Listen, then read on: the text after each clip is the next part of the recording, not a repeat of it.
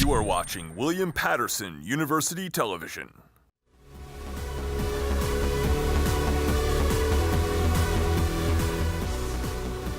Welcome back. After our last season's Harry Potter vs. Lord of the Rings franchise face-off, we decided that Kaitlyn, our Harry Potter gladiator, is ready for more. This time up against Game of Thrones. So joining me tonight, we have one of our producers, Joe, and one of our newest talents, Mary Grace, facing Kaitlyn and Jordan for Team Harry Potter. Here are the rules for franchise face-off. God help us. Each side gets 1 minute opening argument for each of their franchises. You guys with me so far? Okay. Then 3 topics. Both sides will plead their case for each topic for whose is better. Both sides will get 3 buzzes, which are the green buttons there. Hit him. You will hear that sound, and then the other team will get to interrupt you. Are you taking notes? Then you at home can go online and vote for our winner. And now we're going to see who wins the toss. Jordan, call it. Tails. It is tails. So, Harry Potter. Opening argument.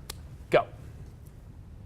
Okay, so first of all, if I had to pick, I would 100% say that I would choose Harry Potter because it is a story about love and conquering your fears and overcoming your fears, while Game of Thrones is just porn with dragons. All right? Harry Potter is about learning to love and accept others, while Game of Thrones is about loving yourself. Game of Thrones is about betrayal, while we have friendship and family. Many people can hand it to Harry Potter for being the way that our generation has been able to accept so many other people into the world, like LGBT and stuff like that, because Harry Potter has accepted so many people of different races, kinds, bloods, mudbloods, all of this stuff we were introduced to at a younger age with Harry Potter.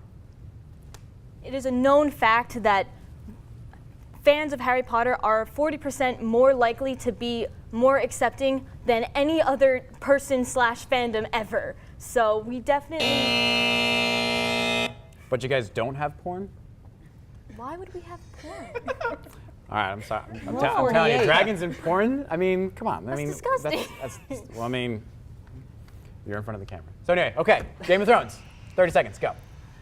Okay, first of all, porn with dragons is a huge understatement of Game of Thrones. Game of Thrones is the story of the power struggle to take over the Iron Throne to rule the 7 kingdoms, okay? There is so much more than dragons and porn in this story. There are so many intricate different storylines with the complexity of it. There's so many different characters that weave together so well, as opposed to you guys, you focus on this one kid and his 3 friends. Cool, whatever. These have many different plot lines of see how weak people can rise high in the world. It gives people hope. There's bastards who come from nothing, who rise to be kings.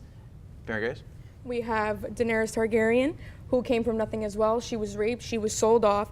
We have the dwarf, who was looked at as the fool of the family. He's the most intellectual, one of the most intellectual people on the show. We have a bastard who is one of the main characters, and he's also going for the throne as well.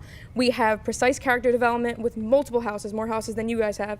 And we have a fantasy world that includes politics. Okay, so now we get to dive into our categories. First category, books. Boring. Joe, you go first. All right.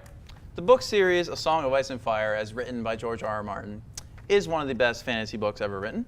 Granted, you guys are, up there, sure, whatever. Anyway, again, like I said in my opening statement, the storylines in these books are nothing short of just beyond, like, the way he writes it is so precise. He gives fair storytelling to everybody in the story. Like, again, you guys, just Harry Potter on his journey to do this, oh, you're a wizard, Harry. Now I'm going to go be a wizard. Cool, whatever. Westeros is humongous, and there's so many houses that we focus on, and it's not just one person or one group of people. There's so many other groups. Our series is more dark and realistic, which makes it more relatable for people, and it's not just all happy, love each other. There's a lot of darkness, and there's a lot of real-world circumstances, unlike in Harry Potter. Stressing Game of Thrones. Celestial. Okay, first off, you're talking about that Harry Potter does not have dark things, when this book focuses on some of the darkest stuff that we actually face in real life. The Dementors are a physical representation. That's enough out of you. Actually, we're going to go to our next category.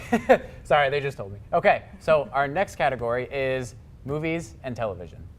Oh wait, we didn't even get to say our books yet. Okay, first of all, movies. We have, because of the movies, we have not 1, but 2 theme parks in Universal. We have Harry Potter Studios in London. All of this because of the success of the Harry Potter films. We have a brand new Oscar from the first installment of a 5-movie spin-off, which wouldn't have existed without the success of the original series. And you guys clearly aren't getting any Oscars anytime soon. Chikaris. Okay.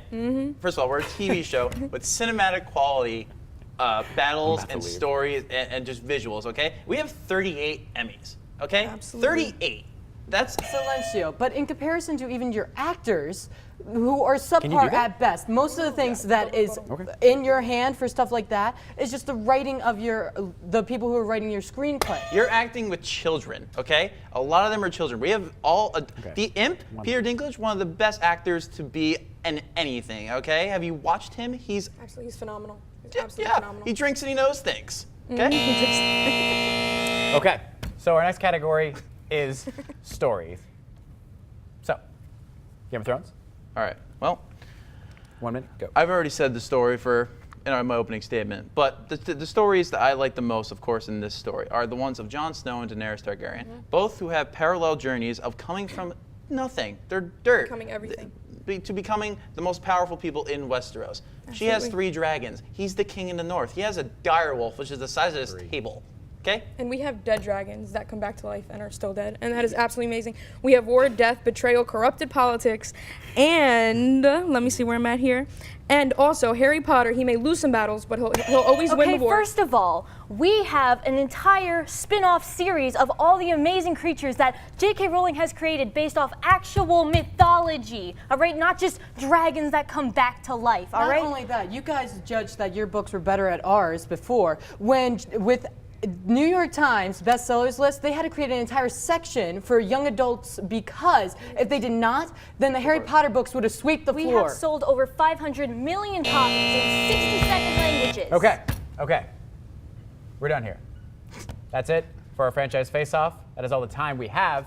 So you can go online and vote for who you think won our first franchise face-off. Thank you to our guests. I'm not done yet. Okay. Save it for the Comic-Con. zombies. Save it for the Comic-Con, nerds. Ice zombies, exactly. Ice zombies.